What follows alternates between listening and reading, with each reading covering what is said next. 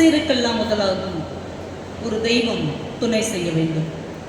ஆதிபராசக்தி பொறியியல் கல்லூரியின் விளையாட்டு கலை நிகழ்ச்சி கல்லூரி தின விழாவை மிகுந்த சீரோடும் சிறப்போடும் நடத்தி கொண்டிருக்கிற கல்லூரி நிர்வாகத்தை சார்ந்த ஆன்றோர்களே சான்றோர்களே, இந்த விழாவிற்கு ஒரு மாதம் முன்னாடியே என்னை தொடர்பு கொண்டு மிக சிறப்பாக வரவேற்று வழி நடத்திய அன்பிற்கினிய டீன் டாக்டர் திரு ராமசாமி சார் அவர்களே, நம்முடைய பேரன்பிற்கும் பெருமதிப்பிற்கும் உரிய சக்தி திரு டாக்டர் தாளாளர் செந்தில்குமார் ஐயா அவர்களே, கல்லூரியின் முதல்வர் மதிப்பிற்குரிய டாக்டர் ராஜா அவர்களே, நன்றியுரை வழங்க இருக்கிற டாக்டர் புவனேஸ்வரி அவர்களே,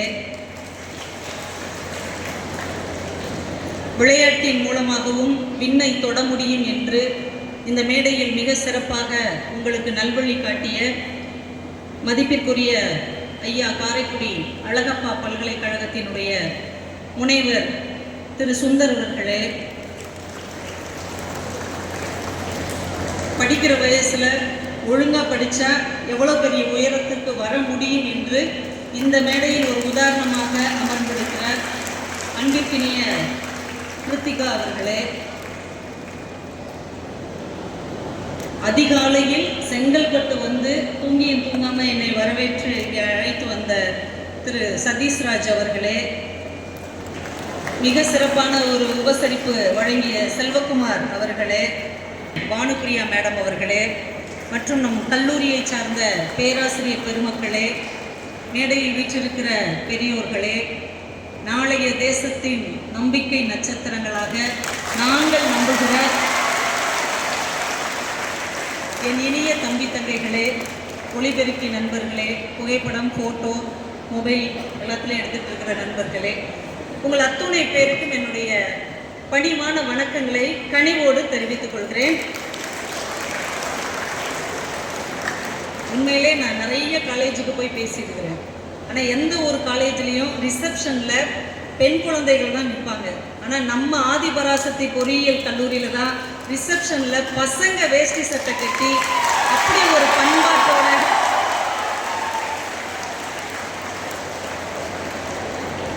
உண்மையிலே ரொம்ப பெருமையாக இருக்குது.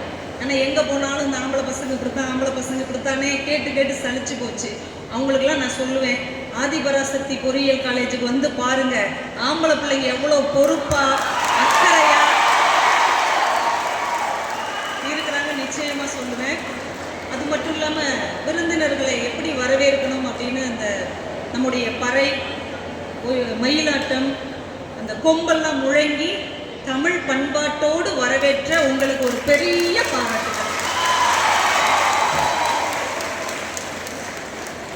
ரொம்ப சந்தோஷமா இருக்கு. இந்த மாதிரி எண்ணமும் சிந்தனையும் கொண்ட மாணவர்களோடு பேசுவது ரொம்ப மகிழ்ச்சியாகவும் சந்தோஷமாகவும் இருக்கிறது. நிறைய பெருநகரங்களில் பேச போகும்போது அவங்களுடைய சிந்தனையே வேறு மாதிரி இருக்கும். ஆனால் இந்த ஊரில் பேச வருவது எனக்கு ரொம்ப மகிழ்ச்சியாக இருக்குது. அதுவும் மேல்மருவத்தூரில் பிறந்திருக்கிற இந்த ஊரில் படிப்பதற்கு வாய்ப்பு கிடைத்திருக்கிற நீங்கள் எல்லாருமே கொடுத்து வச்சவங்க. ஏன்னா இந்த ஊருக்கு வரணும் அப்படின்னா நான் ராஜபாளையத்துலேருந்து வர்றேன், விருதுநகர் மாவட்டத்தில் இருக்கிற ராஜபாளையத்துலேருந்து வர்றேன். மேல்மருவத்தூர் வரணும்னா எங்கள் ஊரில் இருக்கிறவங்களாம் செவ்வாடை அணிந்து 7 நாள் விரதம் இருந்து மாலையெல்லாம் போட்டு ஒரு வேன் பிடிச்சி இந்த ஊருக்கு வருவாங்க. அவங்களுக்கு வந்து ஒவ்வொரு வருஷம் பெரிய கனவு இந்த மேல்மருவத்தூருக்கு வர்றது. ஆனால் நீங்கள் இங்கேயே பிறந்திருக்கிறீங்க, இங்கே வளர்ந்துருக்கிறீங்க, இங்கேயே படிக்கிறீங்க அப்படின்னா உங்களுக்கு அம்மாவுடைய ஆசீர்வாதம் நிறைய கிடைத்திருக்கிறது. நீங்கள் பிறக்கும் போதே வரம் வாங்கி கொண்டு வந்தவர்கள் அப்படின்றதுக்காகவே நீங்கள் ரொம்ப சந்தோஷப்படலாம், பெருமைப்பட்டு கொள்ளலாம். எப்பயுமே இளைஞர்களோட பேசுறது எங்களை மாதிரி பேச்சாளர்களுக்கு ரொம்ப பிடிக்கும். ஏன்னா பெரியவங்க கிட்ட பேசினா அப்படியா சரி ரைட்டு அப்படின்ட்டு போயிட்டே இருப்பாங்க. ஆனால் இளைஞர்களிடம் பேசும்போது ஒரு தேசத்தின் அதிகாலை பொழுதாக இருக்கக்கூடிய மாணவர்களோடு பேசும்போது வாழ்க்கையில் ஏதோ ஒரு உருப்படியான விஷயத்தை செஞ்சோங்கிற ஒரு மன நிறைவு உங்களால் எங்களுக்கு கிடைக்கிறது. அதுக்காகவே உங்களுக்கு ஒரு பெரிய நன்றிகள். அது இன்ஜினியரிங் தேர்ந்தெடுத்தீங்க பாருங்க, ஒரு ஆர்ட்ஸ் எடுத்துட்டு ஜாலியாக இருந்திருக்கலாம். இன்ஜினியரிங் எடுத்து சேர்ந்த நாளே சொல்லியிருப்பாங்க, தெருவுக்கு 4 இன்ஜினியர் சும்மா தான் இருக்காங்க, கொத்தனார் கூட பிஸியாக இருக்கிறாரு அப்படின்னு சொல்லியிருப்பாங்க. இன்னும் சில பேர் வாட்ஸ்அப்பே உங்களுக்கு அனுப்பியிருப்பாங்க, ரோட்டா மாஸ்டர் சம்பளம் இன்ஜினியர் சம்பளத்தை விட ஜாஸ்தி அப்படிலாம் சொன்னாங்களா. இப்படியெல்லாம் சொல்லி உங்களை கலாச்சிருப்பாங்க. ஆனால் அதெல்லாம் ஒரு அழிரப்பர் வச்சு அழிச்சிருங்க. ஏன்னா இன்ஜினியரிங் அப்படிங்கிறது ஒரு சாதாரணமான துறை இல்லை. இந்த படிப்பை எடுக்கிறதுக்கு துணிஞ்சதுக்கே நீங்கள் ஒரு பெரிய வெற்றியாளர்கள் தான். மற்றவங்க படிச்சுட்டு தான் ஜெயிப்பாங்க. நீங்கள் ஒரு படிப்பை தேர்ந்தெடுக்கும் போதே நீங்கள் ஜெயித்திருக்கிறீர்கள். ஏன்னா சயின்ஸ் எப்பயுமே தெரிந்து கொள்கிறது. Science is about knowing, but engineering is about doing. அறிவியல் கண்டுபிடிப்பதை எப்படி செயல்படுத்த வேண்டும் என்று இந்த உலகத்திற்கு காட்டுவது பொறியியல் தொழில்நுட்பம் தானே தவிர வேற எந்த துறையும் கிடையாது. ஒரு அழகான வார்த்தை சொல்லுவாங்க, இன்ஜினியர்ங்கிறவர் யார்? Engineer turn dreams into reality. இந்த உலகம் காணுகிற கனவை எவன் ஒருவன் நிஜமாக்குகிறானோ அவன்தான் இன்ஜினியர் என்று சொல்வார்கள். ஒரு சாதாரண நம்ம ஃபேமிலியிலே எடுத்துக்கோங்களேன். ஒரு ஜென்ரேஷனுக்கு முன்னாடி அடுப்பை பற்ற வைக்கிறதுக்கே ஒரு அம்மா போராடினாங்க. இந்த அடுப்பை பற்ற வைக்கிறதுக்கு, இந்த விறகை எரிக்கிறதுக்கே இந்த பாடுபட வேண்டி இருக்குது. இந்த பற்ற வச்ச உடனே பற்றிக்கிற மாதிரி ஒரு அடுப்பு இருந்தால் எவ்வளோ நல்லா இருக்கும் அப்படின்னு ஒரு தாய் கனவு கண்டார்கள். அந்த கனவை நிஜமாக்கியவர் உங்களை மாதிரி ஒரு இன்ஜினியர் தான் என்பதில் நீங்கள் பெருமைப்பட வேண்டும். ஒரு காலத்தில் நம்ம வீட்டில் இருக்கிற அக்கா மாவாட்டுவாங்க. ஒரு படி அரிசி, காப்படி உளுந்து போட்டு மாதம் 2 வாரத்துக்கு ஒரு தடவை ஆட்டுவாங்க. அப்போல்லாம் சொல்லுவாங்க, இந்த ஆட்டு உரலை அதுவே ஆட்டி அதுவே கவுத்துச்சுன்னா எவ்வளோ நல்லா இருக்கும், இது அப்படி மாவாட்டி ஆயுசு போயிடுது அப்படின்னு ஒவ்வொரு அக்காவும் ரொம்ப வருத்தம் சுமந்திருப்பார்கள். அந்த அக்கா கனவு கண்டார், அதை ஒரு இன்ஜினியர் தான் நிறைவேற்றி வைத்தார் என்பதில் நாம பெருமை கொள்ள வேண்டும். எல்லாமே இந்த இன்ஜினியரிங்கிறது என்ன தெரியுமா? உங்க கனவை மட்டுமல்ல, உங்க குடும்பத்தின் கனவை மட்டுமல்ல, இந்த உலகத்தின் கனவையே நிஜமாக்க பிறந்தவர்கள் தான் பொறியியலாளர்கள் என்பதில் நீங்க காலம் தூக்கி விட்டுக் கொள்ளலாம். இந்த படிப்புல ஒரு அழகு என்ன தெரியுமா? வக்கீல்களுடைய வருமானம் பெருகுதுன்னா என்ன அர்த்தம்? ஒரு லாயர் நிறைய ஏர்ன் பண்றாரு, என்ன அர்த்தம்? குற்றங்கள் அதிகமாக இருக்குன்னு அர்த்தம். ஒரு டாக்டர் நிறைய சம்பாதிக்கிறார், என்ன அர்த்தம்? நோய்கள் அதிகமாக இருக்குன்னு அர்த்தம். ஒரு காவல்துறை அதிகாரி நிறைய சம்பாதிக்கிறார், பிரச்சனைகள் அதிகமாக இருக்குன்னு அர்த்தம். ஆனால் ஒரு இன்ஜினியர் அதிகமாக சம்பாதிக்கிறார் என்றால் மக்கள் மகிழ்ச்சியோடு வாழ்கிறார்கள் என்று அர்த்தம். ஒரு பாசிட்டிவான ஏர்னிங் இல்லையா? ஒரு வீடு கட்டுறவங்க, ஒரு கார் வாங்குறவங்க வருத்தப்பட்டா வாங்குவாங்க, ரொம்ப சந்தோஷமா இருக்கும்போது தானே இதெல்லாம் செய்வாங்க. அப்ப அப்படி ஒரு மகிழ்ச்சியான தருணத்தில் ஒரு படிப்பை நீங்கள் கற்றுக்கொண்டு இருக்கிறீர்கள் அப்படிங்கிறதுல நீங்க ரொம்ப சந்தோஷப்படலாம். கொஞ்ச நேரம் உங்ககிட்ட மோட்டிவேஷனலா பேசுறதுக்கு ராமசாமி சார் சொல்லியிருந்தாங்க. நாங்க இந்த பட்டிமன்றத்துல ஒரு சின்ன ஜோக் சொல்லுவாங்க, நம்ம நாடு எப்படி இருக்கு அப்படின்னு சொல்லிட்டு. அமெரிக்காவில் ஒரு திருட்டு மிஷின் கண்டுபிடிச்சிருக்காங்க, திருடர்களை கண்டுபிடிக்கிற மிஷின் கண்டுபிடிச்சு அதை பொதுமக்கள் கூடுற இடத்துல வச்சிருக்கிறாங்க. வச்சு 1 ஹவர்ல 40 திருடங்களை அது கண்டுபிடிச்சிச்சு. சூப்பர் அப்படின்ட்டு அதே மிஷின் எடுத்துட்டு போய் ஜப்பான்ல வச்சிருக்காங்க. வச்சு அரை மணி நேரத்துல 20 திருடர்களை அது கண்டுபிடிச்சிச்சு. பரவாயில்லையே அப்படின்ட்டு நம்ம இந்தியாவில் கொண்டு வந்து வச்சிருக்காங்க. வச்சு 5 நிமிஷத்துல மிஷினையே எவ்வளோ திருடிட்டு போயிட்டு, திருட்டு மிஷினையே திருடுன ஆளுக நம்ம ஆளுக அப்படின்னு அந்த பட்டிமன்றத்தில் சொல்லுவாங்க. நாங்கள் உங்களை மாதிரி கல்லூரியில் படிக்கும் போது ஒரு மோட்டிவேஷனல் ஸ்பீக்கர் பேசினார். அவர் ஒரு ஜோக் சொல்கிறதா நினச்சிக்கிட்டு ஒரு ஜோக் சொன்னார். ஒரு ஃப்ளைட்டில் எல்லா நாட்டுக்காரங்களும் பயணம் செஞ்சுட்டு இருக்கிறாங்க. இப்படி ஒரு ஜோக்கு நிறைய இருக்குது தெரியுமா? ஒரு ஃப்ளைட்டில் எல்லா நாட்டுக்காரங்களும் பயணம் செய்கிறாங்க. திடீர்னு பைலட் சொல்கிறாரு, ஃப்ளைட்டோட வெயிட் கூடிருச்சு, ஒரு 4 பேர் நீங்களாம் கீழே விழுந்து உங்கள் உயிரை தியாகம் பண்ணாதான் மீதி பேர் பத்திரமா போக முடியும் அப்படின்னு. உடனே டக்குன்னு சைனாக்காரர் இருந்துச்சார், எங்கள் நாட்டில் தான் மக்கள் தொகை அதிகமாக இருக்குது, அதனால் நான் உயிர் தியாகம் பண்ணுறேன் அப்படின்ட்டு, சைனா வாழ்க, செங்கொடி வாழ்க, எங்களுடைய தொழிலாளர் ஒற்றுமை ஓங்குக அப்படின்னு சொன்னோடனே எல்லாரும் கைத்தட்டிருக்காங்க. அவர் வெளியில் குதிச்சிட்டார். பார்த்தாரு இங்கிலாந்துக்காரர், சரி நம்ம சும்மா இருக்கக்கூடாதுன்னு அவர் எந்திரிச்சு, இங்கிலாந்து வாழ்க, எங்கள் விக்டோரியா மகாராணி வாழ்க, எங்களுடைய ஆங்கில ஏகாதிபத்தியம் வாழ்க அப்படின்னு எல்லாரும் கைத்தட்டிட்டாங்க. அவரும் குதிச்சிட்டார். 3வது ஜப்பான்காரர் எந்திரிச்சு, நம்மளும் நம்ம நாட்டுக்கு பெருமை சேர்த்து தரணும்னு அவரும் ஜப்பானை பற்றி பெருமையாக பேசி கைத்தட்டு வாங்கிட்டு விழுந்துட்டார். 4வது நம்மால் எந்திரிச்சிருக்கிறார். இந்த இந்தியாக்காரர் எந்திரிச்சு அவர் காந்தி வாழ்க, காமராஜர் வாழ்கன்னு 1/2 மணி நேரம் பேசி எல்லாத்தையும் கைத்தட்டு வாங்கிட்டு பக்கத்தில் உட்காந்துருந்த ரஷ்யாக்காரனை பிடிச்சி வெளியே தள்ளி விட்டார். இதுக்கும் நாங்கள் சந்தோஷமா சிரிச்சோம். அப்போ நம்ம இந்தியக்காரங்க எவ்வளோ தெளிவாக அடுத்தவங்களை ஏமாற்றி தன்னை காப்பாற்றிக்கிறாங்க. ஆனால் உண்மையிலேயே நம்முடைய இந்தியாவுடைய நிலை இதுதானா? நம்ம இந்தியா இன்னைக்கு எப்படிப்பட்ட நிலைமையில இருக்குன்னு உங்களுக்கு தெரியுமா? டில்லி பாபுன்னு ஒரு பேர் கேள்விப்பட்டிருக்கிறீங்களா? நம்ம அப்துல் கலாம் ஐயா அவங்களோட விண்வெளி ஆராய்ச்சி துறையில் பணியாற்றியவர். இன்னைக்கு ISROல ஒரு மிகப்பெரிய பொறுப்பில் இருக்கிறவர் டெல்லி பாபு. பேரு தான் டெல்லி பாபு, ஆனால் அவர் சென்னைக்காரர், நம்ம தமிழ்நாட்டுக்காரர் தான். அவர் அடுத்த கலாம் அப்படின்னு ஒரு புத்தகம் எழுதியிருக்கிறார். நீங்கள் கண்டிப்பாக புத்தகம் வாசிக்கிற பழக்கம் இருந்தாலும் சரி, இல்லாட்டாலும் சரி, இந்த ஒரு புத்தகம் மட்டும் வாங்கி படிச்சு பாருங்க. அந்த புத்தகத்தில் ஒரு முன்னுரையிலேயே சொல்றார், ஐநா சபை அப்படின்னு ஒன்று இருக்கு இல்லையா, ஐக்கிய நாடுகள் சபை. அதில் 197 நாடுகள் உறுப்பினராக இருக்கிறாங்க. அதில் நம்ம இந்தியா ஒன்று. இந்த 193 நாடுகளில் 7 நாடுகள்கிட்ட தான் நவீன போர்நுட்ப விமானத்திற்கான தொழில்நுட்பம் இருக்கிறது. அந்த 7 நாடுகளில் ஒன்று நம்முடைய இந்திய திருநாடு என்று அவர் குறிப்பிட்டிருக்கிறார். அது மட்டும் இல்லை, உலகத்திலேயே செவ்வாய்க்கு விண்கலம் அனுப்பிய 6வது நாடு இந்தியா. நிலாவுக்கு விண்கலம் அனுப்பிய 4வது நாடு நம்முடைய இந்தியா. உலகத்திலேயே மிகப்பெரிய ரயில்வே இராணுவத்துறையை கொண்ட 3வது நாடு நம்முடைய இந்திய நாடு. உலகத்திலேயே வளர்ந்து வருகிற பொருளாதாரத்தில் 2வது இடத்தை பிடித்திருக்கிற நாடு நம்முடைய இந்திய நாடு. உலகத்திலேயே மைக்கா மாதிரியான கனிம உற்பத்தியில் முதலிடத்தில் இருப்பதும், உலகத்திலேயே அதிகமான இளைஞர்களை கொண்டிருப்பதிலும் முதல் இடத்தில் இருப்பது நம்முடைய இந்திய நாடு என்று அவர் பதிவு செய்கிறார். இந்தியா இவ்வளவு பெரிய உயரத்தில் இருக்குது இல்லையா? ஒரு உலக நாடுகளுக்கிடையேயான ஓட்டப்பந்தயத்தில் இந்தியா இவ்வளவு முன்னேறி கொண்டிருக்கிறது என்றால் யார் காரணம் நினைக்கிறீங்க? யார் காரணம்? சினிமா நடிகர்களா? அரசியல்வாதிகளா? பணக்காரங்களா? உங்களை போன்ற படித்த, தேசத்தின் மேல் அக்கறை கொண்ட மாணவர்கள் தான் காரணமாக இருந்திருக்கிறார்கள், இனியும் இருக்க போகிறார்கள். இதுக்கு ஒரு பெரிய கைத்தட்டல் கொடுக்கலாம். உங்களை பற்றி தானே சொல்றேன். ஏன்னா உங்க கைகளில் இருக்கிற கல்விக்கு அவ்வளவு பெரிய பவர் இருக்கு. நாங்கள் அமெரிக்கா மாதிரியான நாடுகளுக்கெல்லாம் பட்டிமன்றம் பேசுறதுக்காக போவோம். அங்கே இருக்கிற நம்ம இந்தியர்கள் சொல்லுவாங்க, ஒரு 30-40 வருஷத்துக்கு முன்னாடிலாம் அந்த அமெரிக்காவில் இருக்கிற பேரண்ட்ஸ் எல்லாம் இருக்காங்க இல்லையா, அவங்க குழந்தைகளுக்கு சாப்பாடு கொடுக்கும்போது சொல்லுவாங்களாம், இந்த ஃபுட்டை வேஸ்ட் பண்ணாத. இந்த ஃபுட்டு கூட கிடைக்காம இந்தியாவில் வறுமையில் வாழ்கிற குழந்தைகள் நிறைய பேர் இருக்காங்க, இதை நீ வேஸ்ட் பண்ணிட்டேன்னு அவங்க பிடுங்கி சாப்பிட்ருவாங்க. இப்படியெல்லாம் சொல்லி அந்த பிள்ளைங்ககிட்ட கதை சொல்லுவாங்களாம்.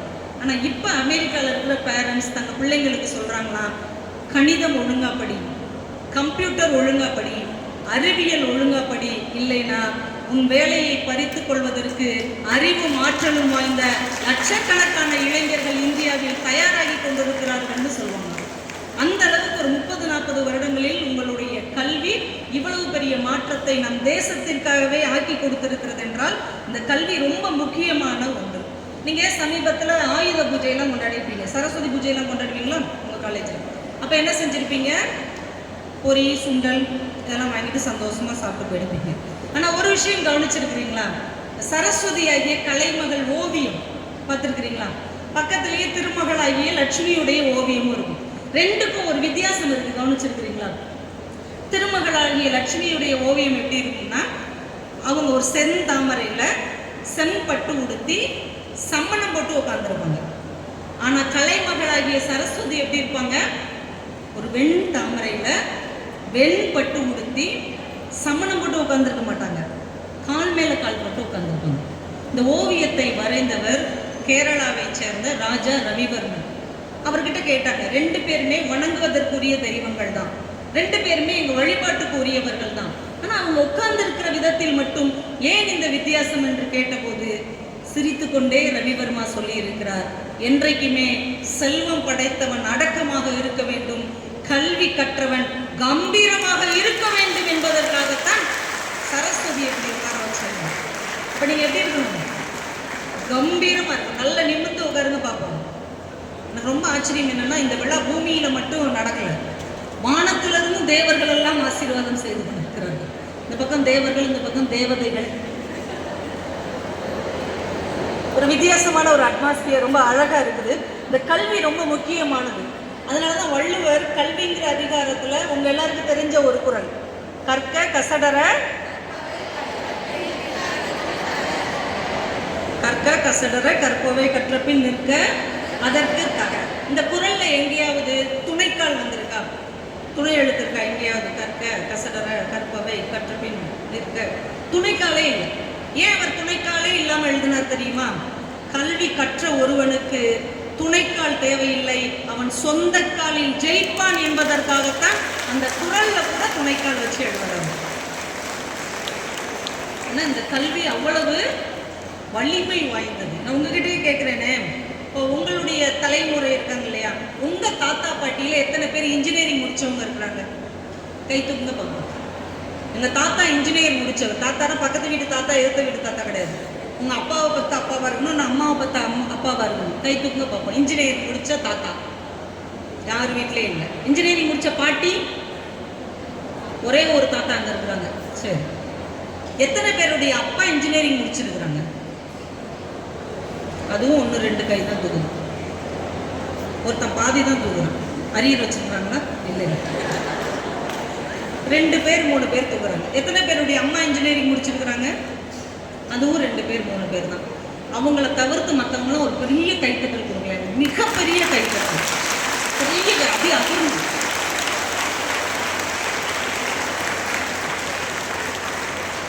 ஏன் தெரியுமா இவ்வளவு பெரிய கைத்தட்டல் கொடுத்தீங்க? உங்களுக்கு முன்னாடி இருக்கிற 2 தலைமுறையிலும் இன்ஜினியர்ஸே கிடையாது. ஆனால் ஒரு 30 வருஷம் கழிச்சு உங்கள் பிள்ளைகள் இதே மாதிரி ஏதோ ஒரு காலேஜில் படிச்சுட்டு இருக்கிறாங்க. அங்கேயும் என்ன மாதிரி பேச்சாளர், எங்களுக்கு வேறு வேலையே கிடையாது, ஒவ்வொரு காலேஜிலுமே அப்படி தான் பேசுவோம். 30 வருஷம் கழிச்சு ஒரு பேச்சாளர் போய் உங்களில் எத்தனை பேருடைய அப்பா இன்ஜினியரிங் முடிச்சிருப்பாங்கன்னு சொன்னால் எத்தனை பேர் கை தூக்குவாங்க? எல்லாரும் கை தூக்குவாங்க. எத்தனை பேருடைய அம்மா இன்ஜினியரிங் முடிச்சிருக்காங்கன்னு கேட்டால் எல்லா பிள்ளைங்களும் கை தூக்குவாங்க. ஏன்? இப்போ 3 பேர் தான் கை தூக்குனீங்க. ஆனால் 30 வருஷம் கழிச்சு ஒரு 700-800 பேர் கை தூக்குவாங்கன்னா அதற்கு காரணம் நீங்கள் தான்.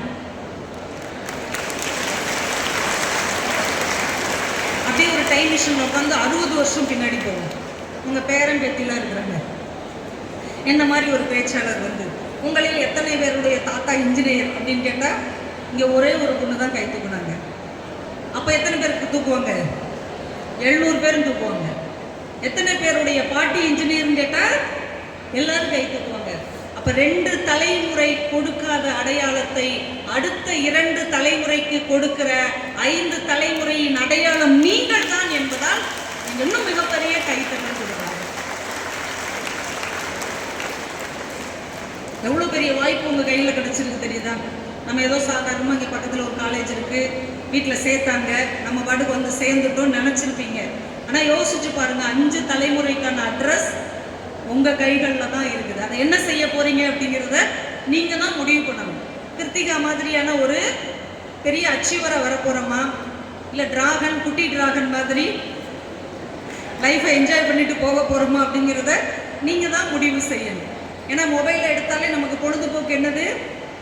அப்பாவை பார்த்தியா, அப்பத்தாவை பார்த்தியா, சித்தப்பாவை பார்த்தியா, இப்படி ஒன்று போயிட்டே இருக்குது இல்லையா? 15 நாளைக்கு ஒன்று எதையாவது ஒன்று மாற்றிக்கிட்டே இருக்கிறாங்க.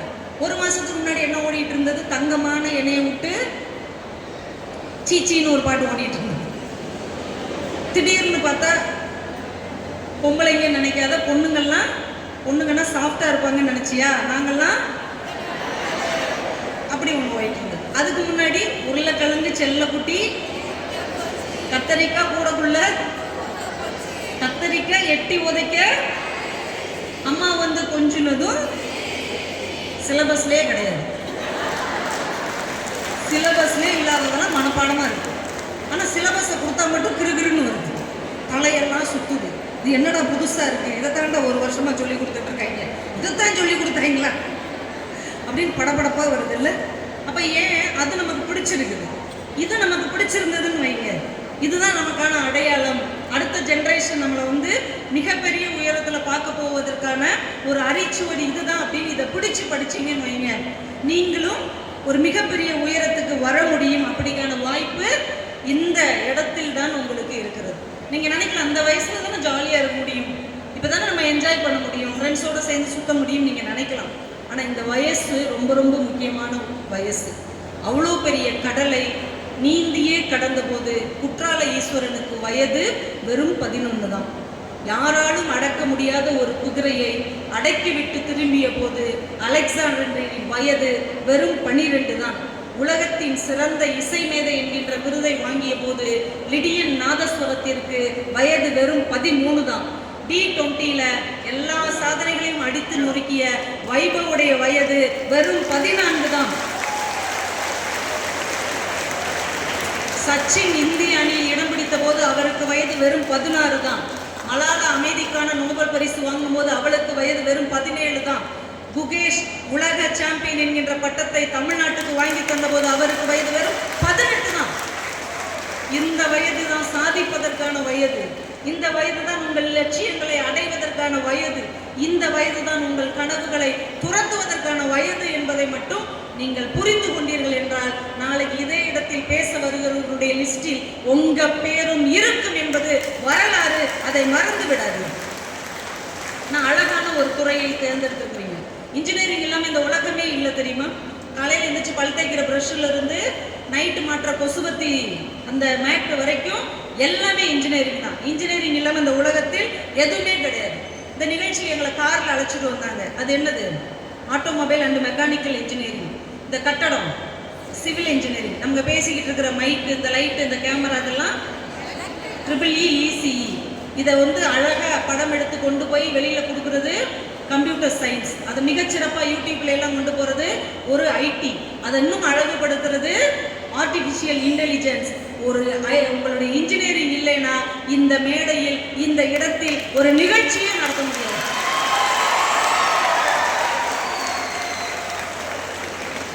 உங்ககிட்ட ஒன்று கேட்குறேன், எந்த வீடு கட்டின இன்ஜினியர் போட்டாவது யாராவது வீட்டில் வச்சிருப்பாங்களா? இன்ஜினியர் போட்டா வீட்டில் வச்சு யாராவது கேள்விப்பட்டிருக்கீங்களாமா? நீங்களே உங்க வீடை கட்டினா உங்க போட்டோ வச்சுக்கோங்க. யாரோ ஒரு இன்ஜினியருடைய போட்டோவை யாரோ ஒருத்தங்க வீட்டில் வச்சு நீங்க கேள்விப்பட்டிருக்கிறீங்களா? ஒரு இன்ஜினியர் இருந்தார். இங்கிலாந்துல இருந்து இந்தியாவுக்கு ஆங்கிலேயர் ஆட்சி காலத்துல வந்தார். நம்ம தேனி மதுரை மாவட்டத்து மக்களுக்காக முல்லை பெரியார் அப்படிங்கிற ஒரு அணையை கட்டினார். கட்ட கட்ட அது இடிந்து கொண்டே இருந்தது. தன்னுடைய சொத்துக்களை வித்துட்டு அதை கெட்டினார். இன்னைக்கும் பென்னிக்குக் என்கின்ற இன்ஜினியருடைய போட்டா நம் விவசாயிகளுடைய குலதெய்வத்துக்கு பக்கத்தில் வைக்கப்பட்டிருக்கிறது. இன்னைக்கு அந்த ஊர்ல தைப்பொங்கலுக்கு பென்னிக்குடைய பேத்தி தான் முதல் பொங்கல் தொடங்கி வைக்கிறாங்க. அப்போ ஒரு இன்ஜினியருங்கிறவர் எவ்வளவு பெரிய பாண்டிங்க மக்கள் மனதில் உருவாக்க முடியும் என்று வெளிநாட்டில இருந்து வந்த ஒரு இன்ஜினியர் உருவாக்கி இருக்கிறார். நாம என்ன செய்யறோம்னு யோசிச்சு பாருங்க. தஞ்சாவூர் பெரிய கோவில் எத்தனை பேர் போயிருக்கிறீங்க? தயவு செஞ்சு சிவில் இன்ஜினியரிங் படிக்கிற எல்லாரும் ஒரு தடவை போய் பார்த்துட்டு வாங்க. இல்லைன்னா காலேஜ்ல இருந்து அழைச்சிட்டு போங்க அந்த பிள்ளைங்க. சிவில் இன்ஜினியரிங் படிக்கிறவங்களாவது அதை போய் பாருங்க. 1000 வருஷத்துக்கு முன்னாடி கட்டின ஒரு கட்டடம் இன்னைக்கு வரைக்கும் அப்படியே இருக்குது. நம்மளுக்கு 100 வருஷம் கூட தாங்க மாட்டேங்குது. 60 வருஷத்துலேயே இடிஞ்சு விழுந்துருது. அந்த கட்டடத்தை கட்டினார் இல்லையா, அந்த கோவிலை கட்டினவர் பேரு பெருந்தச்சர் குஞ்சர மல்லர். பெருந்தச்சர்னா சீஃப் இன்ஜினியர்னு அர்த்தம். ராஜராஜ சோழன் இந்த கட்டடத்தை கட்டி முடிச்சோடனே அவர் கூப்பிடுறாரு, காலத்தால் அழியாத ஒரு கோவிலை கட்டி எனக்கு தந்திருக்கிறீர்கள். உங்களுக்கு என்ன தரலாம் பரிசாக? 1000 பொற்காசுகள் தரலாம், செலவாயிரும். 100 கிராமங்கள் தரலாம், காணாமல் போய்விடும். காலத்தால் அழியாத ஒன்றை நான் உங்களுக்கு தருகிறேன். இந்த மக்கள் எனக்கு கொடுத்த பெயர் ராஜராஜன். என் பெயரை நான் உங்களுக்கு தருகிறேன். இன்று முதல் நீங்கள் ராஜராஜ பெருந்தச்ச குஞ்சரமல்லர் என்று அழைக்கப்படுவீர்கள் என்று ஒரு அரசன் தன் பெயரை ஒரு இன்ஜினியருக்கு கொடுத்தார். அதனால இன்ஜினியரிங்கிறது சாதாரணமான ஒரு விஷயம் இல்லை. காலத்தால் அழிக்க முடியாத சாதனைகளை செய்கிறவன் தான் ஒரு இன்ஜினியர் என்பதை தயவு செய்து உங்க மனதில் ஆழமாக பதிவு செய்து கொள்ளுங்கள். கொரோனா காலத்துல நாமெல்லாம் என்ன பண்ணிட்டு இருந்தோம்? லூடோ விளையாடிட்டு இருந்தோம், ஃப்ரீ ஃபயர் விளையாடிட்டு இருந்தோம், ஜிடி அடுத்து என்ன வெர்ஷன் வருதுன்னு பார்த்துட்டு இருந்தோம். கரெக்டா? இதெல்லாம் விளையாடிட்டு இருந்தோம். ஆனா திருச்செந்தூர் பக்கத்துல ஒரு சின்ன கிராமம், அங்க 7ஆம் வகுப்பு படிக்கிற ஒரு பையன் அரசு பள்ளியில, சிவகுகன் அவனுக்கு பேர். அவங்க வீட்டில் மாடு வச்சு செக்கு இழுப்பாங்க இல்லையா, அந்த ஃபேமிலி. அந்த லீவில் அதை அவன் கவனிச்சுக்கிட்டே இருந்தான். அமெரிக்காவிலேருந்து ஒரு இளம் விஞ்ஞானிகளுக்கான கண்டுபிடிப்புன்னு ஒரு போட்டி வச்சாங்க. இவன் அந்த மாடு சுத்துற செக்கில் இருந்து 200 வாட்ஸ் மின்சாரத்தை கண்டுபிடிக்க முடியும் என்று அதை ஆராய்ச்சி செய்து அமெரிக்காவுக்கு அனுப்பி இளம் விஞ்ஞானி என்கின்ற பட்டத்தை அவன் பெற்றான். 2021 அந்த ஸ்கூல்ல குடியரசு தின விழாவுக்கு அவனை கூப்பிட்டு கொடியேற்ற சொன்னாங்க. பெரிய ஆட்களை தானே கொடியேற்ற சொல்லுவாங்க. ஆனால் அந்த 7ஆம் வகுப்பு மாணவன் கொடியேற்றினான் என்றால் நம்முடைய இன்ஜினியரிங் மூளையை சரியாக பயன்படுத்தினோம் என்றால் மிகப்பெரிய உயரங்களுக்கு வர முடியும் என்று இந்த தமிழ் மண்ணில் எத்தனையோ பிள்ளைகள் நிரூபித்திருக்கிறார்கள். உங்களாலும் நிரூபிக்க முடியும் என்று நீங்கள் நம்புங்கள். நீங்க நம்பினீங்கன்னா உங்களை அடிச்சுக்கிறதுக்கு ஆளே கிடையாது. நீங்க முதல் உங்களை நம்பணும். அதே மாதிரி கேர்ள்ஸுக்கு சொல்றேன், ஏதோ வீட்டில் படிக்க வச்சாங்க, 4 வருஷம் படிச்சுட்டு 1 வருஷம் வேலை பார்த்துட்டு கல்யாணமானா அப்படியே போயிடலான்னு தயவு செஞ்சு நினைக்காதீங்க. உங்களுடைய கல்வி ரொம்ப ரொம்ப ரொம்ப முக்கியமான ஒன்று. நீங்கள் கேள்விப்பட்டிருப்பீங்கன்னு நினைக்கிறேன். பொதுவாக எல்லாருக்கும் பேர் வைப்பாங்கல்ல, பேரண்ட்ஸ் பேர் வைக்கிறதுக்கு எவ்வளோ ரிஸ்க் எடுக்கிறாங்க. ஆறில் ஆரம்பிக்கணும், பியில் முடியணும், நடுவில் வரணும், இப்படிலாம் எழுதுறாங்க. என் கூட 4ஆப்பில் ஒருத்தன் படித்தான், வெள்ளியன் அப்படின்னு ஒரு பேர். கேள்விப்பட்டிருக்கீங்களா அப்படி ஒரு பேர்? நாங்களும் இப்போ வரைக்கும் கேள்விப்பட்டதே இல்லை. அவனை கூப்பிட்டு கேட்டோம், உனக்கு என்ன வெள்ளியன்னு பேர்? அவன் சொன்னான், நான் வெள்ளிக்கிழமை பிறந்தேன்னா அதனால் எனக்கு வெள்ளியன்னு பேர் வச்சுட்டாங்க அப்படின்னா. நாங்கள் சொன்னோம், நல்ல வேளை நீ சனிக்கிழமை பிறக்கல, பிறந்திருந்தா உன் நிலமை ரொம்ப பரிதாபமாக போயிடும். பேர் ரொம்ப முக்கியமானது. இந்த நாராயணபுரம்னு ஒரு ஊர் இருக்குது திருவள்ளூர் மாவட்டத்தில். அங்கே ஒரு கூலி வேலை செய்கிற பேரண்ட்ஸ் முதல் பெண் குழந்தை பிறந்திருக்கு. சரி அப்படின்னு அந்த குழந்தைய வளர்த்துருக்குறாங்க. 2வது குலதெய்வம் கோயிலுக்கு வேண்டியிருக்காங்க, ஆண் குழந்தை பிறக்கணும். 2வது பெண் குழந்தையே பிறந்துருச்சு. கொஞ்சம் வேண்டாம் வெறுப்பா பேரை வச்சுருக்காங்க. 3வது கண்டிப்பாக ஆண் குழந்தை பிறந்திருக்கும்னு நம்பியிருக்காங்க. 3வது பெண் குழந்தையே பிறந்துருச்சு. ரொம்ப வெக்ஸ் ஆகி போய் அந்த குழந்தைக்கு என்ன பேர் வச்சாங்க? வேண்டாம்னு பேர் வச்சாங்க. என்ன பேர்? வேண்டாம்னு நமக்கு பேர் வச்சா என்ன செய்வோம்? எங்கேயுமே நான் போக வேண்டாம் அப்படின்னு உட்காந்துக்கிடுவோம் இல்லையா? ஆனால் அந்த பிள்ளை பெற்றவங்களே நம்மளை இப்படி நினச்சிட்டாங்களே அப்படின்னு சொல்லி ரொம்ப சின்சியராக படிச்சது. 12th நல்ல மார்க் வாங்கி மெரிட்டில் சிஐடியில் போய் இன்ஜினியரிங் சேர்ந்தது. அங்கேயும் எல்லாரும் கேள்வி, வேண்டாம் இங்கே வர வேண்டாம், வேண்டாம் இங்கே உட்கார வேண்டாம், வேண்டாம் அங்கே போக வேண்டாம், இப்படியே கேள்வி பண்ணியிருக்காங்க. பிரின்சிபல் கூப்பிட்டு ஒரு நாள் கேட்டிருக்காரு, உன் பேர் என்ன? வேண்டாம் அப்படின்ட்டு போயிடுச்சு. இன்னும் கொடுத்தா இங்கே வேண்டான்ட்டு போகிறா அப்படின்னு இருக்காங்க. இல்லை சார் அந்த புள்ள பேரே வேண்டாம், வேண்டாம்னு ஒரு பேராப்பா அப்படின்னு இருக்கிறார். இந்த பேராலே அவர் ரொம்ப அவமானப்பட்டிருக்கிறார். அதனாலே யாருக்கிட்டையும் பேசாமல் கிடைச்ச நேரத்தில் ஜப்பானீஸ் லாங்குவேஜ் படிச்சிருக்கிறார். 4வது வருஷம் ஜப்பானில் இருக்கிற ஒரு மிகப்பெரிய நிறுவனம் கேம்பஸ் இன்டர்வியூக்கு அந்த கல்லூரிக்கு வர்றாங்க. நம்ம ஆளுக புறம் தத்தி தமிழ்லையும் கொஞ்சம் கஷ்டப்பட்டு இங்கிலீஷ்லையுமா பேசியிருக்காங்க. அந்த பொண்ணு சரளமாக ஜப்பானீஸில் பேசியிருக்கிறா. அவளை உடனே செலக்ட் பண்ணி வருஷத்துக்கு 22 லட்ச ரூபா சம்பளத்தில் வேண்டாம் என்கின்ற பெண்ணை ஜப்பான் நிறுவனம் வேண்டும் என்று தேர்வு செய்தது. இப்போ அந்த பொண்ணு அந்த வேலையை வேண்டாம்னு சொல்லிட்டு சென்னையில் வேலை பார்த்துருக்கோம். அப்போ எந்த சூழ்நிலையில் நாம் இருந்தாலும், பெற்றவர்கள் கூட நம்மை கைவிட்டாலும் கூட, நாம் கற்ற கல்வி நம்மை ஒருபோதும் கைவிடாது என்கின்ற நம்பிக்கை உங்களுக்குள் இருந்தால் மிகப்பெரிய உயரங்களுக்கு உங்களால் நிச்சயமாக போக முடியும். ஆனால் சில விஷயங்களில் மட்டும் நம்ம கொஞ்சம் கவனமாக இருக்கும். சில விஷயங்களில் மட்டும் 2-3 மாதமாகவே யாருக்கு நம்ம ஃபோன் பண்ணாலும் ஒரு வாய்ஸ் வரும் தெரியுமா? சிபிஐ, சுங்கம், காவல்துறை, நீதிபதி இவர்களிடமிருந்து அழைப்பு வந்தால் அவர்கள் சைபர் குற்றவாளிகளாக இருக்கலாம். எவ்வளோ ஆச்சரியமாக இருக்கும். நீதிபதி நமக்கு ஃபோன் பண்ணால் அது சைபர் குற்றவாளியாக இருக்கலாமா? சைபர் குற்றவாளி ஃபோன் பண்ணால் இவங்ககிட்ட எல்லாம் சொல்லலாம். அப்போ இவங்களே சைபர் குற்றவாளியாக இருக்கிறவங்களே இப்படி பேசுகிறாங்க. என்ன காரணம் என்று அவங்ககிட்ட எல்லாம் நம்ம கேட்டோம்னா மத்திய அரசு சொல்கிறாங்க, இன்றைக்கு அதிகமான சைபர் கிரைமில் மாட்டி இருக்கிறவங்க நம்முடைய இளம் பிள்ளைகளும் இளம் பசங்களும் அதிகமாக சைபர் கிரைமில் மாட்டியிருக்கிறதுனால தான் ஒவ்வொரு தடவை நீங்கள் யாருக்கு ஃபோன் பண்ணாலும் இதை நாங்கள் நினைவுபடுத்தி கொண்டே இருக்கிறோம் அப்படிங்கிறாங்க. இந்த மொபைல் ஃபோன் கையில் ஒன்று வச்சுருக்குறோம்ல, அது நமக்கு நிறைய நன்மை செய்தாலும் அதை விட அதிகமாக நிறைய தீமை செய்கிறது என்பதில் நீங்கள் கவனமாக இருக்கணும். நீங்கள் மொபைல் எடுத்து யாருக்காவது ஒன்று சேட் பண்ணிடுறீங்க, இன்ஸ்டாகிராமில் முகம் தெரியாத யாரையும் நண்பர்கள் ஆக்கிக்கிறீங்க, அவங்கக்கிட்ட தேவையில்லாததெல்லாம் சேட் பண்ணுறீங்க. ஆனால் என்னைக்காவது ஒரு நாள் ஒரு பிரச்சனை என்று வரும்போது நீங்கள் மட்டும்தான் மாட்டிக்குவீங்க. அதனால் தயவு செஞ்சு இந்த மொபைல் ஃபோனை ஒவ்வொரு தடவை கையில் எடுக்கும்போதும் இந்த மொபைல் ஃபோனில் நம்முடைய பொழுதுபோக்கு மட்டுமல்ல, நம்முடைய வாழ்க்கையும் அடங்கி இருக்கிறது என்கின்ற எச்சரிக்கை உணர்வோடு இந்த மொபைல் ஃபோனை தொடுங்க. இதை நீங்கள் ஒத்துக்கிறீங்கன்னா கை தட்டுங்க, இல்லைன்னா வேண்டாம். உண்மையிலே நல்ல பிள்ளைங்களா உண்மையிலே மொபைல் ஃபோன் பார்க்கலாம் தப்பு கிடையாது. ஆனால் ஏன் பார்க்குறோம், எதுக்கு பார்க்குறோம், எவ்வளோ நேரம் பார்க்குறோம் அப்படிங்கிறதுல கொஞ்சம் நியாயபூர்வமான சிந்தனைகளோடு நீங்கள் இருக்கணும். அப்போ தான் உங்களுடைய முதல் தலைமுறைங்கிறது ஒரு முக்கியமான தலைமுறையாக அடுத்த தலைமுறைக்கு இருப்பீங்க. இல்லைன்னா நம்மளோட இந்த வட்டம் நின்று போய்விடக்கூடாது என்கின்ற அக்கறையோடு அந்த மொபைல் ஃபோனை தொடம்போதெல்லாம் தொடுங்க. நான் நிறைய காலேஜுக்கு பேச போகும்போதெல்லாம் சொல்லுவாங்க, இன்னைக்கு ஸ்டூடெண்ட்ஸ் நிறைய ட்ரக்ஸ் அடிக்ட் ஆகிருக்கிறாங்க, அதை பற்றி எதாவது சொல்லுங்கள் அப்படின்னு. ஆனால் உங்கள் காலேஜில் அந்த மாதிரி யாரும் சொல்லலை.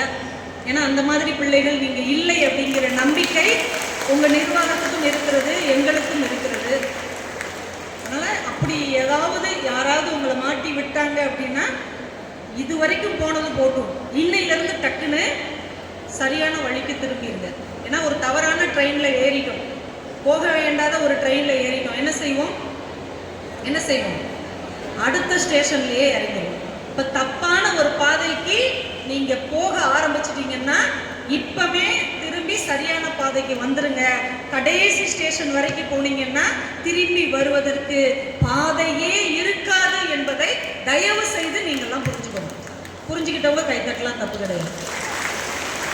ஏன்னா எங்கள் ஃபீல்டில் தான் சொல்லுவாங்க மது அப்படின்னு அதுக்கு பேர் வச்சுருக்கிறாங்க இல்லையா. இந்த மதுங்கிற வார்த்தைக்கு என்ன அர்த்தமா, மகிழ்ச்சியாக தான் தொடங்கணும், துன்பத்தில் போய் முடிஞ்சிடும். அதனால தான் அதுக்கு பேரே மது அப்படின்னாங்க. அதனால் நீங்கள் அந்த இடத்துல நல்ல புத்தகங்களுக்கு இடம் கொடுங்க, நல்ல பாட்டு பாடுங்க, நல்ல டான்ஸ் ஆடுங்க. சார் சொன்ன மாதிரி விளையாட்டில் கவனம் செலுத்துங்கள். உங்களுடைய பொழுதுபோக்கை நல்லதாக மாற்றிக்கொண்டீர்கள் என்றால் மனசு தேவையில்லாத விஷயத்துல எல்லாம் குளறுபடியே செய்யாது. நான் ஒன்று சொல்கிறேன், நம்ம தமிழ் இருக்கு இல்லையா, நம்ம மொழியுடைய அழகு பாருங்களேன். இப்போ நீங்கள் நிறைய ஊர்களில் பஸ்ஸில் போகும்போது சின்ன சின்ன பிள்ளைங்க வெள்ளரிக்காய், கொய்யாப்பழம், கல்ட மிட்டாயெல்லாம் விற்பாங்க, சின்ன பிள்ளைங்க. நீங்கள் என்ன நினைப்பீங்க? ஐயோ சின்ன குழந்தைங்க படிக்காமல் இப்படியெல்லாம் கஷ்டப்படுறாங்களே நினைப்பீங்கல்ல. இதை ஒரு கவிஞன் பார்க்குறான்.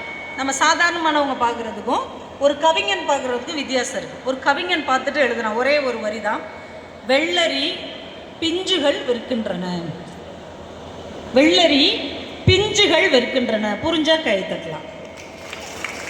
இனிமேல் அந்த காட்சியை பார்க்கும் போதெல்லாம் இந்த கவிதை நமக்கு நினைவு வரும்ல. நம்ம மொழியில் நிறைய நல்ல விஷயங்கள் இருக்குது. நீங்கள் வாட்ஸ்அப் ஷேர் பண்ணுறீங்கல்ல ஃப்ரெண்ட்ஸோட, நீங்கள் வாட்ஸ்அப்பில் சேட் பண்ணதை இன்றைக்கி கூட சாயந்தரம் போய் பொறுமையாக எடுத்து பாருங்கள். கிளியர் சேட் பண்ணலாட்டி என்ன பேசியிருப்பீங்க? என்ன செய்கிற? சும்மா தான் இருக்கிறேன். நீ என்ன செய்கிற? நானும் சும்மா தான் இருக்கிறேன். நீ ஏன் சும்மா இருக்கிற? எங்கள் வீட்டில் சேரெல்லாம் சும்மா தான் இருக்குது, அதனால நான் அதில் உட்காந்து சும்மா தான் இருக்கிறேன். நீங்கள் எல்லாமே பாருங்களேன், அவ்வளோ சேட் பண்ணியிருப்பீங்க. 1 மணி நேரம் 2 மணி நேரம் சேட் பண்ணியிருப்பீங்க. ஆனால் உள்ளுக்குள்ள ஒரு அர்த்தமுள்ள விவாதமும் இருக்காது. இல்லைன்னா பேச்சே கிடையாது, ஒன்லி எமோஜிஸ் தான். இல்லைன்னா அதுவும் கிடையாது, ஒன்லி ஸ்டிக்கர் தான், எந்த பயனும் இல்லை, இது என்றைக்கும் உருப்பட போகிறது இல்லை, இந்த மாதிரி ஸ்டிக்கராக அனுப்பி விளையாடி இருப்பீங்க. ஆனால் இதுக்காக எவ்வளவு நேரம் வீணாகிறது அப்படின்றத நீங்கள் கொஞ்சம் யோசித்து பார்த்தீங்கன்னா அந்த நேரத்தில் ஏதாவது ஒரு உருப்படியான விஷயத்தை பகிர்ந்து கொண்டோம் என்றால் நாமளும் ஒரு படி உயரலாம், நம்ம கூட பழகிற பிள்ளைங்களும் ஒரு படி உயர முடியும் என்கின்ற எண்ணத்தை இன்னையிலிருந்து நீங்கள் தொடங்க வேண்டும் என்று உங்ககிட்ட ரொம்ப பணிவாக கேட்டுக்கிறேன். அதுவும் இந்த மொபைல் பற்றி நடந்த ஒரு செய்தியை ரொம்ப குறிப்பாக நம்ம கேர்ள்ஸுக்கு நான் சொல்லணும். கொரோனா முடிகிற சமயத்தில் தான் நமக்கு எல்லாருமே மொபைல் கொடுத்துருந்தாங்க தெரியுமா. அது வரைக்கும் மொபைலே தரமாட்டாங்க. அப்போ நம்ம பேரண்ட்ஸ்லாம் எல்லார் கையிலையும் மொபைல் கொடுத்துட்டாங்க. ஏன்னா அதில் தான் ஆன்லைனில் கிளாஸ் போயிட்டு இருந்தது. நம்ம என்ன செஞ்சோம், அதை மினிமைஸ் பண்ணிவிட்டு ஜாலியாக எல்லாரோடையும் சேட் பண்ணி விளையாடிட்டு இருந்தோம். மும்பையில் ஒரு ஃபேமிலி, அப்பா டாக்டராக இருக்கிறார், அம்மா ஒரு பெரிய கல்லூரியில் ப்ரொஃபஸராக இருக்கிறாங்க. அந்த பொண்ணு 12th படிக்கிறாங்க, ரொம்ப நல்லா படிக்கிற பொண்ணு. கொரோனா காலத்தில் மொபைல் கொடுத்தாச்சு கையில், 2 பேரும் வேலைக்கு போயிடுறாங்க. இந்த பொண்ணு என்ன பண்ணுது, மொபைலில் கிளாஸ் நேரம் போக எல்லா அக்கௌண்ட்டும் ஓப்பன் பண்ணுது. பேங்க் அக்கௌண்ட்டு தவிர்த்து ஃபேஸ்புக்கில், இன்ஸ்டாவில், ட்விட்டரில் எல்லாத்துலேயும் அக்கௌண்ட் ஓப்பன் பண்ணுது. அதில் நிறைய ஃப்ரெண்ட்ஸ் வருவாங்கள்ல, எல்லாரு கூடயும் சேட் பண்ணுது. அதில் இன்ஸ்டாகிராமில் ஒருத்தர் ஃபோட்டோவில் பார்க்குறதுக்கே ரொம்ப க்யூட்டாக இருக்கிறார், நம்ம தமிழ்நாட்டில் உள்ள சென்னைக்காரர். பொதுவாக தமிழ்நாட்டு பசங்கன்னா அழகாக தான் இருப்பாங்க, எவ்வளோ நம்புகிறாங்க பாருங்கள் அப்பாவிகள். அந்த பொண்ணு இந்த பையன் ரொம்ப அழகாக இருக்கிறானேன்ட்டு ரொம்ப பாசமாக பேசுது. Hi baby, how are you, how you do, அப்படியே பேசிகிட்டே இருக்கிறாங்க. சேட் பண்ண பாடம் என்ன ஆகும், மண்ணா போகும், மார்க்கு குறைஞ்சிட்டே போகுது. அவங்க அம்மா பார்க்குறாங்க, நல்லா படிக்கிற பொண்ணு மார்க் இப்படி கம்மியாயிடுச்சுன்னு திட்டாங்க. மார்க்கு கம்மியானா எந்த பேரண்ட்ஸாக திட்டலாமா? திட்டக்கூடாது. மடியில் படுக்க வச்சு கொஞ்சி இப்படி தான் எடுக்கணும், இன்னும் 4க்கு 4 முட்டை மார்க்கெலாம் எடு, உனக்கு நான் முட்டை பொறிச்சு தரேன் அப்படிலாம் சொல்லணும். ஆனால் அந்த அம்மா என்ன பண்ணிட்டாங்க, திட்டாங்க. திட்டோடனே நம்ம பேபிக்கு கோபம் வந்துருச்சு. உடனே இந்த பேபி நம்ம தமிழ்நாட்டு பேபிக்கு மெசேஜ் போடும், பேபி என்னை எங்கள் மதர் திட்டாங்க பேபி, நான் வந்து சூசைட் பண்ண போகிறேன் பேபி அப்படின்னு மெசேஜ் பண்ணேன். உடனே இந்த பேபி, நோ பேபி, நான் உன்னை ரொம்ப உயிராக நேசிக்கிறேன் பேபி, நீ செத்தைன்னா நானும் செத்துருவேன் பேபி, நீ பேசாமல் கிளம்பி வந்துடு பேபி, நம்ம சந்தோஷமாக வாழலாம் இந்த பேபி. உடனே அந்த பேபி, ஓகே நான் என்ன செய்யணும், நான் உனக்கு டிக்கெட் அனுப்புகிறேன், நீ உங்கள் வீட்டில் இருக்கிற பணம் நகையெல்லாம் எடுத்துகிட்டு வந்துடு. உடனே அந்த மும்பை பேபி என்ன பண்ணுச்சு, வீட்டில் இருக்கிற கொஞ்சம் நகை பணத்தை எல்லாம் ஒரு பேக்கில் போட்டு சென்னைக்கு ஏர்போர்ட்டுக்கு வந்து இறங்கிடுச்சு. இறங்கின வரைக்கும் என்ன பெரிய காமெடினா, அந்த பேபி இந்த பேபி வீடியோ கால் கூட பார்த்ததில்ல. அவன் அனுப்புனதான் ஃபோட்டோன்னு இதை நம்பிக்கிட்டு இருக்கு. இங்கே வந்து ஃபோன் அடிக்குது, பேபி நான் வந்துட்டேன் பேபி, நீ எங்கே இருக்கிற பேபி. உடனே அந்த பேபி, உன் குடனிக்கு பின்னாடி தான் நிற்கிறேன் பேபி. திரும்பி பார்த்தா 55 வயசில் ஒருத்தர் வர வழுக்கையோடு நிற்கிறார். பேபி பதறி போய் ஏர்போர்ட்டில் இருக்கிற போலீஸில் கம்ப்ளைண்ட் பண்ணி அந்த பேபியை மாமியார் வீட்டுக்கு கூட்டு போனாங்க, இந்த பேபியை பேரண்ட்ஸ் வந்து வீட்டுக்கு கூட்டு போனாங்க. என்னுடைய இனிய தங்கைகளே, ஒன்றை மட்டும் ஞாபகம் வச்சுக்கோங்க, இந்த உலகத்தில் யார் வேணாலும் உங்களை பேபின்னு வார்த்தைக்காக சொல்லலாம், ஆனால் உங்களை உண்மையிலேயே பேபியாக பார்ப்பது உங்கள் பெற்றோரை தவிர யாரும் கிடையாது.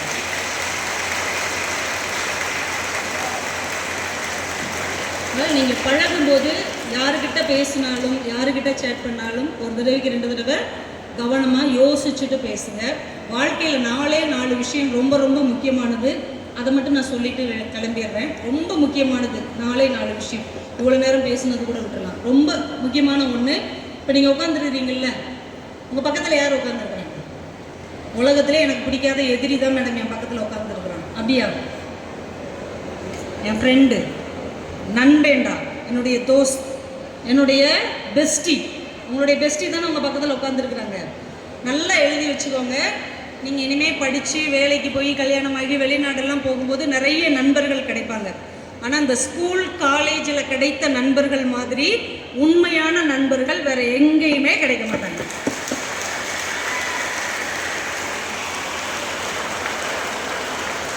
ஏன்னா நம்ம என்ன ஆவோன்னே தெரியாமல் இவங்க நம்மள்கிட்ட நட்பாக இருக்கிறாங்க. நம்மளுடைய உயர்வு என்னன்னே தெரியாமல் நம்ம மேலே உண்மையான அக்கறை உள்ளவங்க தான் இந்த கல்லூரி நண்பர்கள். அதனால் இந்த நட்பை ரொம்ப இறுக தக்க வச்சுக்கோங்க. ஆனால் இந்த நட்பு எப்படியா இருக்கணும் அப்படின்னு வள்ளுவர் சொல்கிறார். நல்ல நண்பர்களோட, நண்பர்கள்னாலே நல்லவங்க தான்ப்பா அப்படின்னு நம்ம நம்புகிறோம். ஆனால் வள்ளுவர் சொல்கிறாரு, முக நக நட்பது நட்பன்று மிகுதிக்கண் நகுதர் பொருட்டன்று நட்பு. நட்புனா என்னன்னு சொல்கிறார், நகுதர் பொருட்டன்று நட்பு மிகுதிக்கண் மேற்சென்று இடித்தல் பொருட்டு. அப்படின்னா என்ன அர்த்தம் நானே சொல்லிடுறேன். சும்மா பக்கத்தில் உட்காந்து கெக்கே பிக்கேன்னு சிரிச்சுக்கிட்டு இருக்கிறவங்க நல்ல நண்பர்கள் இல்லை. நாம் தப்பான வழியில் போகும்போது யார் நம்மளை பலார்னு ஒரு அறை அடித்து நல்வழிக்கு திருப்புகிறார்களோ அவர்கள் தான் உண்மையான நல்ல நண்பர்கள். அப்படி ஃப்ரெண்ட்ஸ் இருந்தாங்கன்னா அவங்கள தக்க வச்சுக்கோங்க. இல்லை நீ பாட்டுக்கு என்ன வேணால் செய்ய, நான் துணை இருக்கிறேன்னு சொல்கிறவங்கள இன்றைக்கே கட் பண்ணிடுங்க. நண்பர்கள்னால் நம்மளுக்கு நன்மை செய்கிறவங்களா இருக்கணும். அதுலேயே நான் ஒரு விஷயம் சொல்கிறேன். நீங்கள் கோயட்டில் படிக்கிறீங்க, ஒரு ஆண் பெண் நட்புக்கு ஒரு அழகான வாய்ப்பு உங்களுக்கு இந்த காலேஜில் கிடைக்கும். அந்த நட்பை அழகாக நீங்கள் தக்க வச்சுக்கோங்க. இப்போ உங்கள் அப்பா கிட்ட நீங்கள் சொல்லுங்கள், இவன் என் ஃப்ரெண்டு அப்படின்னு சொல்லக்கூடிய ஒரு தைரியத்தோட ஒரு நட்பு இருக்கணும். அம்மா இவ என்னோட ஃப்ரெண்டுமா, இவ தான் எனக்கு நிறைய சொல்லி கொடுப்பாம்மா, ரொம்ப நல்ல பொண்ணுமான்னு நீங்கள் ஒரு பொண்ணை கூட்டு வந்து என் ஃப்ரெண்டுன்னு வீட்டில் சொல்லிக்கிற அளவுக்கு கெத்தான ஒரு ஃப்ரெண்ட்ஷிப்பை இந்த கல்லூரியில் நீங்கள் உருவாக்கி கொள்ள முடியும். அந்த வாய்ப்பு இங்கே தான் இருக்குது. லவ்லாம் என்னங்க பெருசாங்க, நாய் பேய் கூட லவ் பண்ணுது. ஆனால் உண்மையான ஃப்ரெண்ட்ஷிப்புக்கு எந்த காதலும் ஈடு இணையே கிடையாது. நட்பு தாங்க எல்லாத்த விட பெருசு. அதனால் உண்மையான நட்போட பழகுங்க. தைரியமாக சொல்லுங்கள், என் ஃப்ரெண்டு இவன், என் ஃப்ரெண்டு இவ அப்படின்னு கம்பீரமாக சொல்லுங்கள். அந்த நட்பு தருகிற கம்பீரத்தை உலகத்தில் எதுவுமே தராது என்பதால் இந்த கல்லூரி காலத்தின் நட்பை ரொம்ப அழகாக, ரொம்ப அன்பாக, ரொம்ப பாதுகாப்பாக, ரொம்ப பத்திரமாக தக்க வச்சுக்கோங்க. நட்பு ரொம்ப ரொம்ப முக்கியமானது. இன்னொருத்தங்க நம்ம வாழ்க்கையில் ரொம்ப முக்கியமானவங்க. நம்ம எல்கேஜிலேருந்து நம்ம ஃபஸ்ட் ஸ்டாண்டர்ட் படிக்கிறதுலேருந்து கல்லூரி முடிக்கிற வரைக்கும் நம்மளை கண்டிச்சுக்கிட்டே இருப்பாங்க ஒரு இனம். யார் அவங்க? டீச்சர்ஸ். அவங்களுக்கு வேறு வேலையே கிடையாது. நம்மளை கண்டிச்சுக்கிட்டு இருக்கிறது தான் அவங்க வேலை. அப்படியா? அதுக்கு அவங்க ஏதாவது எக்ஸ்ட்ரா ஆசிரியர் இனம் மட்டும்தான்.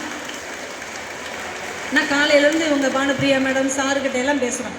எங்கள் பிள்ளைங்க நல்ல பிள்ளைங்க, எங்கள் பிள்ளைங்க நல்லா படிப்பாங்க, எங்கள் பிள்ளைங்கள்லாம் ரூரல் ஏரியாவிலேருந்து தான் வர்றாங்க, எங்கள் பிள்ளைங்க இன்னும் நாளைக்கு பெரிய லெவல் வருவாங்க, எங்கள் பிள்ளைங்கிறாங்க.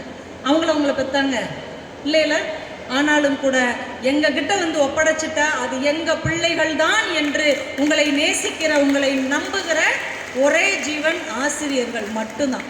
அதனால் ஆசிரியர்கள் காட்டுகிற நல்ல ஒரு அறிவுரையை தயவு செஞ்சு கொஞ்சம் காது கொடுத்து கேளுங்க, முடிஞ்ச அளவு கேளுங்க, அது உங்களுக்கு தான் நல்லது. மாவீரன் அலெக்சாண்டர் தன் வாழ்க்கையில் ஒரு விஷயத்தை பதிவு செய்கிறார். இந்த உலகத்திற்கு நான் வருவதற்கு என் பெற்றோர்கள் காரணம், இந்த உலகம் என் கையில் வருவதற்கு என் ஆசிரியர்கள் தான் காரணம் என்று அவர் பதிவு செய்தார். அதனால் உங்களுடைய கனவு என்ன, உங்களால் எதை சாதிக்க முடியும் என்பது உங்கள் பெற்றோரை விட உங்கள் ஆசிரியர்களுக்கு நல்லா தெரியும். அப்படிங்கிறதுனால அவங்களோட ஒரு நல்ல நட்பு பாராட்டுங்கள், அவங்க சொல்கிற நல்ல விஷயங்களை கொஞ்சம் உள்வாங்கி கொள்ளுங்கள். உங்கள் வாழ்க்கை மிகப்பெரிய உயரத்துக்கு போகும். இன்னும் ரெண்டு பேரை சொல்லி முடிச்சிடலாம். இன்னொருத்தர் நம்ம வீட்டிலே தான் இருக்கிறார், நம்ம ஹீரோ. யார்? ரெட்ரோ சூர்யாவா? விஜய் அண்ணா, அஜித் சார், சிம்பு. யார்? விஜய் அண்ணாவுக்கு தானா?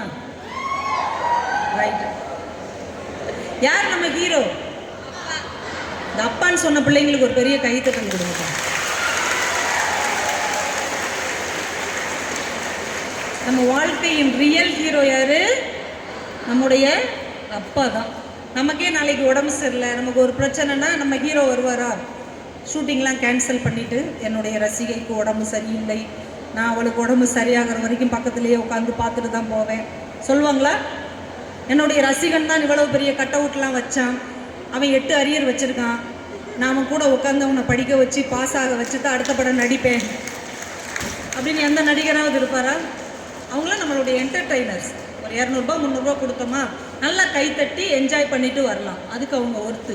ஆனால் நம்ம ஹீரோ அப்படின்னா நமக்கு எந்த ஆபத்து வந்தாலும் தன் உயிரை யார் கொடுக்குறாரோ அவர் தான் நம்ம ஹீரோ. அது நம்ம அப்பாவை தவிர யாரு கிடையாது. நீங்கள் சந்தோஷமாக இருக்கும்போது, நீங்கள் கொண்டாட்டத்தில் இருக்கும்போது, நீங்கள் ரொம்ப ஹை லெவலில் இருக்கும்போது இந்த உலகமே உங்கள் பக்கத்தில் இருக்கும். ஆனால் உங்களுக்கு ஒரு பிரச்சனை, உங்களுக்கு ஒரு அவமானம், உங்களை எல்லாரும் கைவிட்டுறாங்கன்னு வைங்க, எல்லாரும் உங்களை விட்டுட்டு போயிடுவாங்க. ஆனால் ஒரே ஒருத்தர் உனக்காக நான் இருக்கிறேன்டான்னு அந்த டிராகன் படத்தில் அவன் எவ்வளோ பொய் சொல்லி ஏமாத்தினாலும் கூட கடைசி வரைக்கும் அவனை நம்புகிற ஒரே மனுஷன் அவங்க அப்பா தான். அப்பாவுக்கு மட்டும்தான் தான் பிள்ளை முக்கியம். இந்த உலகத்தில் யாரை பற்றியும் அவருக்கு கவலையே கிடையாது. என் பிள்ளை நல்லா இருக்கணும், என் மகன் நல்லா இருக்கணும், என் மகன் நல்லா இருக்கணும், நான் பார்க்காத உயரங்களை எல்லாம் என் பிள்ளை பார்க்க வேண்டும் என்கின்ற ஒரே கனவை கொண்ட ஒரே மனிதர் உங்கள் அப்பாவை தவிர யாருமே கிடையாது. நீங்கள் எழுதி வச்சுக்கணும், நீங்களே கை தூக்குனீங்க. எங்கள் அப்பா யாரும் இன்ஜினியர் இல்லைன்னு, தான் படிக்காத படிப்பை உங்களுக்கே அவர் கொடுத்தார். என்னை விட என் பிள்ளை ஒரு படி உயரத்தில் இருக்க வேண்டும் என்கின்ற உங்கள் தகப்பனின் கனவு தான் உங்களை இங்கே உட்கார வைத்திருக்கிறது என்பதை தயவு செய்து மறந்து விடாதீர்கள். அவர் பிஞ்சு போன செருப்பு போட்டிருப்பார், அவர் ஓடாத கடிகாரம் கட்டியிருப்பார், அவர் சாதாரண ட்ரெஸ் போட்டிருப்பார். ஆனால் உங்களுக்கு பிராண்டட் ட்ரெஸ், காஸ்ட்லியான வாட்ச், நல்ல ஷூ வாங்கி கொடுத்துருக்கிறார்னா எனக்கு எது கிடைக்காட்டாலும் என் பிள்ளைகளுக்கு எல்லாம் கிடைக்க வேண்டும் என்று நினைக்கிற ஒரே கடவுள் நம்ம வீட்டில் இருக்கிற நம்முடைய அப்பா மட்டும்தான். அதுலேயும் பொம்பளை பிள்ளைங்க தான் அப்பா செல்லம் இல்லை. எங்கள் ஊர் பக்கம்லாம் அப்பாக்கள் பிள்ளைகளை, பொம்பளை பிள்ளைகளை பேரை சொல்லியே கூப்பிட மாட்டார், பாப்பான்னு தான் கூப்பிடுவாங்க. எங்கள் சவுத் சைடில் பாப்பா வந்துச்சா, பாப்பா சாப்பிட்டுச்சா, பாப்பா தூங்கிருச்சா அப்படின்னு கேட்பார். அதுவே பீப்பா மாதிரி இருக்கும் அந்த பிள்ளை. ஆனால் இவர் பாப்பா பாப்பாம்பார். ஆம்பளை பசங்களுக்கு ஒரே பேர் தான். அந்த எருமை மாடு வந்துச்சா, இந்த எருமை மாடுக்கு அறிவே கிடையாது. இதுதான் அப்பாவுடைய எங்கள் ஊரில் லாங்குவேஜ். இந்த பொம்பளை பிள்ளைங்களுக்கும் அப்பானா செல்லம், எதுனாலும் சரி, டேடி எனக்கு இது வாங்கி கொடுங்க டேடி, எனக்கு அது வாங்கி கொடுங்க டேடி, வாங்கி கூடாது, எது வேணாலும் நீ வாங்கிக்கோ. இந்த பொம்பளை பிள்ளைங்க தான் வீட்டில் இல்லாத சேட்டை பண்ணும், வழியை போகிற ஆம்பளை பிள்ளைங்க மேலே போடும். ஆனால் அப்பா என்ன சொல்வார், அது என் ஆத்தா, என் குலதெய்வம், அவன் மேலே கையை வச்ச கொன்றுவேன் அப்படின்னு இந்த ஆம்பளை பையனை தான் அடிப்பார். ஆனால் எல்லா சேட்டையும் செஞ்சுட்டு இந்த பிள்ளை நல்ல பிள்ளை மாதிரி அப்பா பக்கத்தில் போய் உட்காந்துக்கும். ஏன் தெரியுமா? அப்பா அவ்வளோ செல்லம் கொடுக்குறார். அவர் வாழ்நாள்லேயே அவருக்கு 2 அம்மா தான். ஒன்று அவரை பெற்றெடுத்த அம்மா, இன்னொன்று அவர் பெற்றெடுத்த மகளாகி. அப்பா அப்பாவுக்கு மகள்னா உயிர். என் கூட இருக்கிற வரைக்கும் என் மகளுக்கு எந்த கஷ்டமும் வரக்கூடாது. அவள் மகாராணி மாதிரி வாழணும். எந்த அப்பாவும் மகாராஜா கிடையாது. ஆனால் எல்லா மகள்களும் இளவரசிகள் போலத்தான் வீட்டில் வளர்ந்து கொண்டிருக்கிறீர்கள் என்றால் உங்கள் அப்பாவுடைய எண்ணம் மகாராஜா மாதிரி இருக்கு. என் மக இளவரசி தான், நான் இப்படி இருக்கலாம், ஆனால் என் பிள்ளை வேறு லெவல். அப்படிப்பட்ட அப்பாவுடைய நம்பிக்கைக்கு நீங்கள் என்ன தரலாம்? உங்கள் அப்பாவுக்கு நீங்கள் என்ன தரலாம்? இன்றைக்கி ஒரு முடிவு எடுப்போம். அப்பாவுக்கு என்ன தரலாம்? ஒரு ஷர்ட். சத்தம் பத்தலை.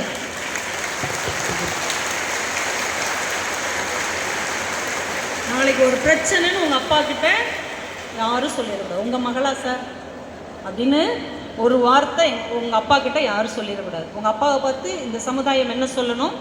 சார் உங்கள் பொண்ணா சார்? அருமையான பொண்ணு சார், புள்ளனா இப்படி வளர்க்கணும் சார், உண்மையிலே நீங்கள் தான் சார் கிரேட் அப்பா அப்படிங்கிற ஒரு விருதை உங்கள் அப்பாவுக்கு வாங்கி தர. பொசுக்குன்னு அழுகிறவங்க எதுக்கு எடுத்தாலும் அம்மா அழுதுருவாங்க தெரியுமா?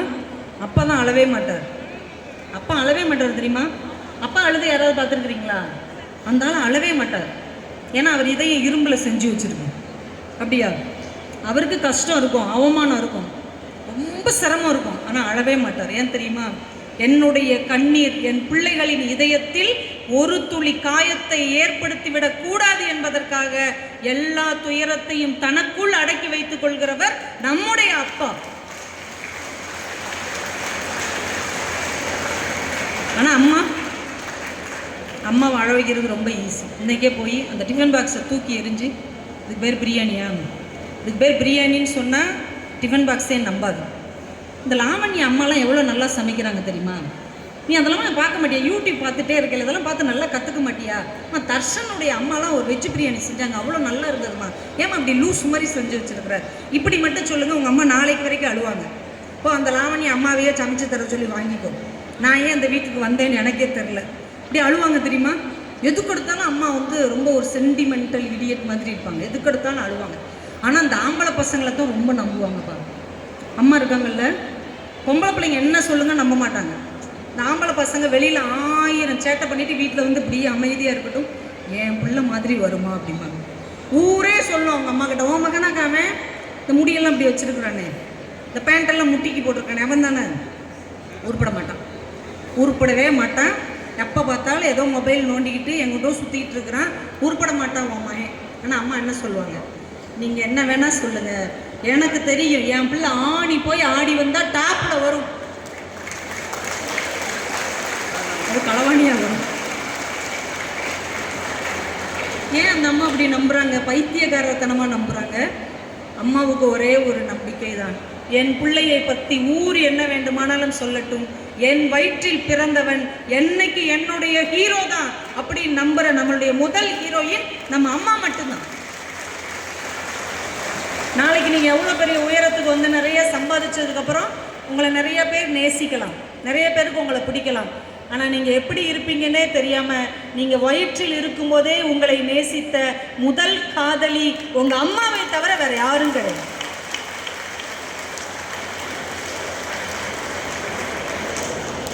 அந்த அம்மாவின் வார்த்தைக்கு கடைசி வரைக்கும் நான் உண்மையாக இருப்பேன், நான் அம்மா பிள்ளையாக தான் இருப்பேன்னு சொல்கிற பசங்க ஒரு பெரிய கைத்தட்டல் கொடுங்க. அம்மா விட வேறு யாரும் முக்கியமே கிடையாது. நம்ம அம்மா விட வேறு எந்த பொண்ணும் முக்கியமே கிடையாது. காலேஜ் முடித்து நல்ல வேலைக்கு போய் முதல் மாத சம்பளத்தில் உங்கள் அம்மாவுடைய கனவு ஏதோ அதை வாங்கி கொடுத்துட்டு அப்புறம் உங்கள் வாழ்க்கையை பாருங்கள். அது வரைக்கும் உங்களுடைய ஹீரோயினா உங்கள் அம்மா மட்டுமே இருக்கட்டும், அதுதான் நியாயமானது.